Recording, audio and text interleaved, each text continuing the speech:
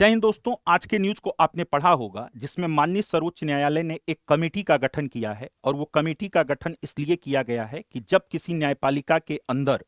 किसी संवेदनशील मामले की सुनवाई चल रही हो तो उस समय जो जज साहब लोग होंगे वो किस प्रकार के कमेंट करेंगे, किस प्रकार की भाषा का प्रयोग करेंगे और किस प्रकार के कोड ऑफ एथिक्स का प्रयोग करेंगे, इस पर वो अपनी सिफारिश देगी और इसके आधार पर एक कोड ऑफ एथिक्स तैयार किया जाएगा जिसे सभी न्यायपालिका सुनवाई के दौरान उसको फॉलो करेंगी। अब सवाल यह उठता है कि आखिर सर्वोच्च न्यायालय को आज इस बात की जरूरत क्यों पड़ी। तो जब आप इसके पीछे जाएंगे, इसकी पृष्ठभूमि में जाएंगे तो आपको चलना पड़ेगा वर्ष 2023 में। यह मामला यूपी से जुड़ा हुआ है। यूपी में एक माइनर यानी एक नाबालिग लड़की के साथ दो पुरुष यानी दो आदमी जो है उसके यौन शोषण का प्रयास करते हैं और यौन शोषण के प्रयास के आरोप में उनके खिलाफ केस किया जाता है। केस जब सेशन कोर्ट में चलता है तो सेशन कोर्ट ने दोनों आरोपियों को समन भेजा और उन्हें गिरफ्तार करने का आर्डर दिया। इस आर्डर के खिलाफ जो दोनों आरोपी थे उन्होंने इलाहाबाद उच्च न्यायालय में क्या किया, अपना पिटीशन दाखिल किया और उसमें सुनवाई की मांग की। उनकी सुनवाई की मांग पर सुनवाई को स्वीकार किया गया और इलाहाबाद की एकल खंडपीठ ने उस मामले की सुनवाई करने का निर्णय लिया। जब एकल खंडपीठ उस नाबालिग के यौन शोषण के मामले की सुनवाई कर रही थी तो उस सुनवाई के दौरान एकल खंडपीठ ने कुछ ऐसी टिप्पणियां की जो किसी भी जज से या एक सभ्य समाज के नागरिक से ऐसी टिप्पणी की आशा नहीं की जा सकती है। और उस समय की मीडिया की खबरों को आप देखेंगे तो यह एक बार क्या हुई थी, सुर्खियों में बनी थी और उस जज के ऊपर तमाम प्रकार के सवाल खड़े किए गए थे। दरअसल उस जज ने कहा क्या था और उस एकल पीठ का विषय क्या था। घटना 17 मार्च 2025 की है। स्थान इलाहाबाद हाई कोर्ट के एकल पीठ का है। मामले की सुनवाई हो रही है। दो आदमी आरोपी हैं और एक नाबालिग के यौन शोषण का उनके ऊपर क्या है, आरोप है। अब इस मामले की सुनवाई में सेक्सुअल असॉल्ट की जो है डिटेल जो थी उसकी व्याख्या एक ओपन कोर्ट में जज साहब ने किया था और उसमें उन्होंने कमेंट करते हुए लिखा था या अपने सुनवाई के दौरान उन्होंने ये कहा था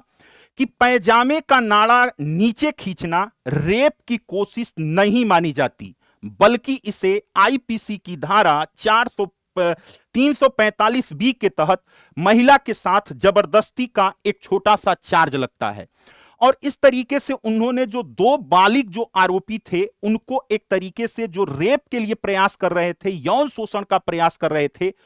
उनके ऊपर रेप का केस न लगाकर, पॉक्सो का केस न लगाकर उनके ऊपर जो है एक छोटा सा चार्ज लगा दिया। लेकिन जब यह उनका कमेंट जो है सोशल मीडिया पर आया और मेन स्ट्रीम की मीडिया ने उसे प्रदर्शित किया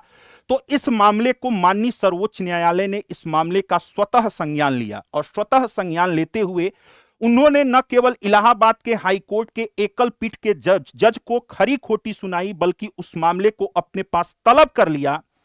एकल न्यायपीठ के निर्णय पर स्टे दिया और जो सेशन कोर्ट का निर्णय था उसी को उसने क्या किया, बरकरार रखा। लेकिन बात वहीं पर नहीं थमनी थी क्योंकि मामला था एक नाबालिग लड़की के चरित्र हनन का और वो भी कोर्ट में उसके खिलाफ की गई उन कठोर टिप्पणियों का जिससे मानवता क्या हो सकती थी, शर्मसार हो सकती थी। और बात सीधे किससे जुड़ी हुई थी, न्यायपालिका से जुड़ी हुई थी। तो न्यायपालिका को इस पर कुछ न कुछ स्टैंड लेना ही था और इसी स्टैंड को लेते हुए कल यानी सुप्रीम कोर्ट के जो सर्वोच्च न्यायाधीश हैं अर्थात चीफ जस्टिस ऑफ इंडिया माननीय सूर्यकांत जी ने उन्होंने एक कमेटी गठित करने का क्या किया, प्रस्ताव लाया और उस कमेटी की अध्यक्षता उन्होंने जस्टिस जो एक्स जस्टिस हैं, न्यायाधीश रहे हैं,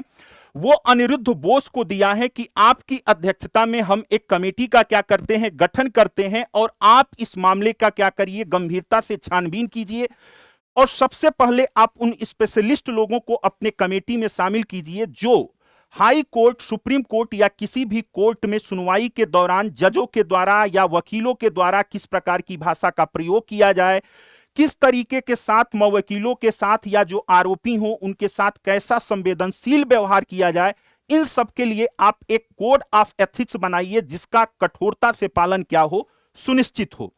अब यहां पर सवाल यह उठता है कि जब समाज में कोई बलात्कार की घटना होती है तो उसके लिए इंसान को क्या किया जाता है, सीधा दोषी ठहराया जाता है और हमारे समाज में बलात्कार या रेप का जो दुष्कृत्य होता है, इससे घृणित अपराध किसी को नहीं माना जाता है। लेकिन उससे ज्यादा घृणित है कि जब व्यक्ति अपनी न्याय की मांग के लिए न्याय के मंदिर अगर कोर्ट में जाता है और वहां कोर्ट में किसी जज के द्वारा उसके साथ इस तरह का असंवेदनशील व्यवहार किया जाता है, तो फिर इंसान कहां पर जाएगा। हालांकि देर से ही सही, सुप्रीम कोर्ट ने इस मामले का संज्ञान लिया है और जस्टिस बोस की अध्यक्षता में जो कमेटी का गठन किया है,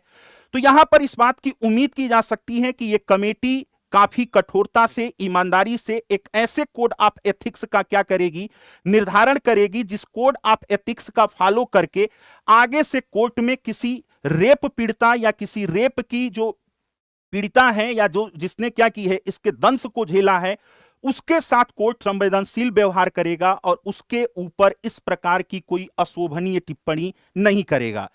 इस मामले में आपकी क्या राय है कि क्या कोड ऑफ एथिक्स आने के बाद जो जज हैं उन जजों का व्यवहार बदल जाएगा? क्या वो संवेदनशील हो जाएंगे या उनका रवैया जस का तस बना रहेगा और यह रिपोर्ट भी एक बार कूड़ेदान की शोभा बन जाएगी? अपनी राय हमें कमेंट बॉक्स में अवश्य दीजिएगा। धन्यवाद।